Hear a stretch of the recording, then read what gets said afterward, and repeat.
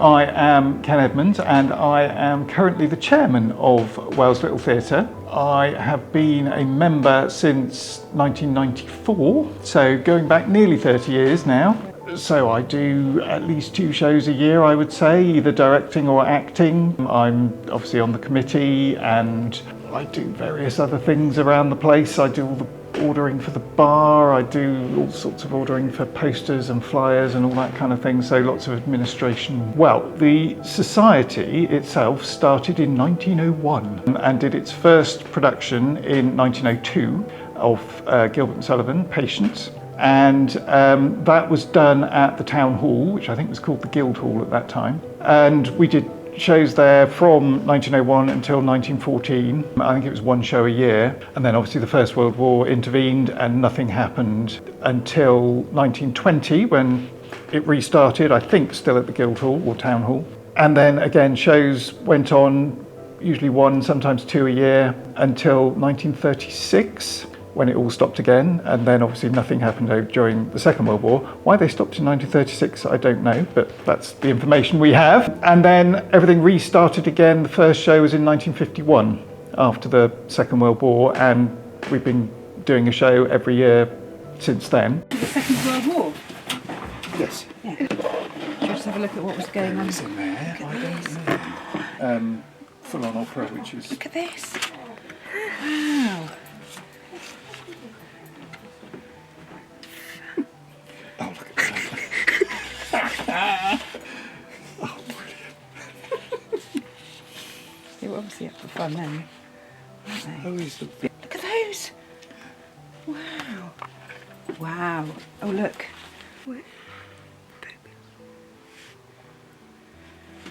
Oh, it's all, I guess it's the cast. It's obviously quite a big thing here. I mean, it's got a strong history, hasn't it? As opposed to it being something new, or it's obviously established. Yeah. I wonder if that's to do with Wells being a bit of an arts place as well, or I don't know.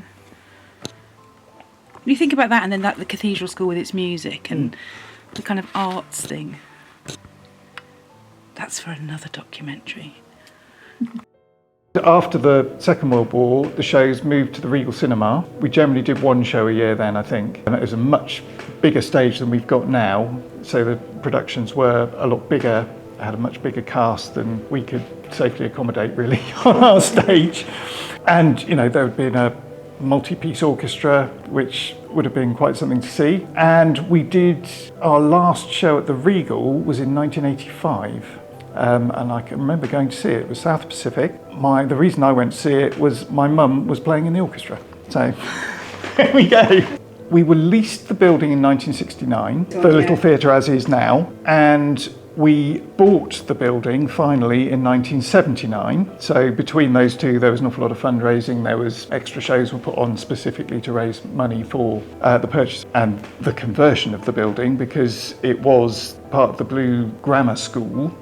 So this was the boys' school, the Connect Centre was the gym, and the Portway Annex was the girls' school. So both used the gym, but the boys and girls were kept separate. When the school moved to the new site on Kenyon Road, the council let this to various people until they leased it to us. And then the members at the time had to do an awful lot of work to convert what was a row of classrooms into the auditorium. I can remember coming here as a very small child to see a pantomime, and there was no orchestra pit, it was just a piano. All the seats were flat, there was no raised, so all of that is work that has been done by members, and as well as digging the orchestra pit, which I can't imagine how that was done, but it's quite a feat really of engineering apart from anything else. And you know, even today we continue to try and improve the building and improve the facilities as we go along. The society has always had local members, and they have been the ones who have put on shows. We have had other groups come in, certainly here, come and use the building. So Bristol Old Vic Theatre School have come. They haven't come for the last couple of years when they've been touring, just the dates didn't match up. But they've come quite a number of times. Obviously we're linked to the Wells Comedy Festival. They use lots of different spaces here for shows, and in fact it started here, the Comedy Club. So we've always done our own shows, but we've also, now we've got a theatre which is our building, we also have other people come in and do shows when we can. I think it's just great from an artistic point of view. It gives people an outlet, and it gives, you know, people from all walks of life something to come and do in the evening. And what I think is really good about it is it's people of all ages, all working together on the same thing and having a great time doing it. I know years ago we did, I'm trying to think what it was now, anyway, whatever the show was, and we had someone who was 17, 18 come along and act, and he was quite serious about acting, and I think he went on to go to drama school. He said the great thing about coming here is you get to play opposite people or with people who are the right ages, because when you do stuff at college it's all 16, 17, 18 year olds, or it can be. So he said that was really valuable from his point of view, because you know you get to play with people who are actually 60, 70, 80 or 30 or 50 or whatever, all different ages. Well, I came to Wells in 1997 and to become acting editor of Mid-Somerset News and Media, which includes the Wells Journal. There's 4 papers in that. I stayed till I retired 16 years later. Then I got involved with the theatre in 2 ways. I mean, firstly I used to go to the Little Theatre, but secondly I was Mayor of Wells from 2020 to 22, and the Mayor is traditionally the patron of president, sorry, and patron of the Little Theatre, whose real name, of course, is Wells Operatic Society. And then after I stood down as mayor, and I thought, you know, I'd pay to be a patron, because you have to, it's only £50 a year, because I think it's important to support something like that. Well, I think the first thing is it offers entertainment. I mean, when you think of it, I mean, Wells is a very small place, and to have a theatre of very high quality. I mean, I know it's amateur, but the productions there are surprisingly good, I think. And so I think that's a real benefit to the people of Wells. I mean, it's a little city with 12,500 people, and we've got our own little theatre, and of course a multi-screen cinema, which is very rare nowadays. So I think that's the first thing, which is a benefit. And then the second thing is the fact that people can act, they can produce, they can make sceneries, you know, they can get involved, use their own particular skills and have a chance to do that, and then be very proud when the production actually goes public and the audience come and clap and think it's great and go away and talk about it. So you get a lot out of it. Obviously they're all voluntary, but they have an awful lot of skill there. It gives them a chance to use their skill, and I think it's very beneficial for them as people.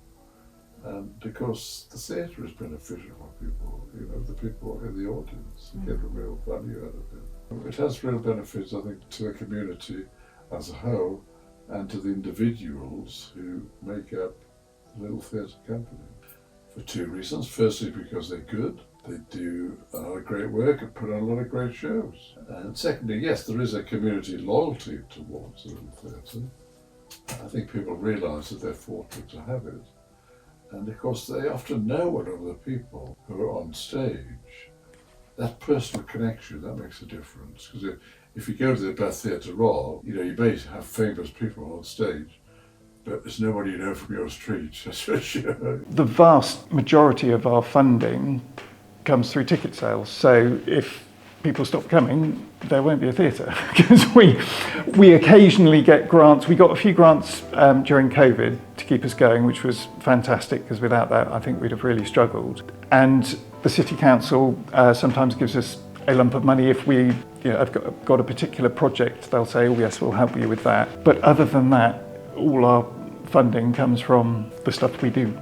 So, I mean, it's got lots of benefits because obviously we get to build our sets, you know, weeks in advance, and we can rehearse with the actual set on the actual stage, whereas a lot of amateur companies get the hall or wherever they're going for the week that they're doing the show. They've got to get in, build everything, rehearse on it, and then do their performances all within a few days, which, you know, is a completely different dynamic to what we do because we're very lucky. But it comes with we've got to spend money on the upkeep of the building. We've got to, make sure it doesn't fall down around our ears, and we're responsible for all of that. So it swings and roundabouts, but definitely I think it's a good thing. We've settled on 4 a year. One year we did 7 shows, and we swore we'd never do that again. It was lovely, but it tends to be the same people doing the backstage and building 7 sets in a year. They said, no, we don't want to do that again, which I completely understand. Yes, and, finding volunteers for the bar and everything else is always a challenge. Usually quite a small play in March, usually a bigger musical in April, May time. Another play, or occasionally it has been a smaller musical in September, and then a panto or a Christmas production in December. So there's plenty for people to come and get involved in.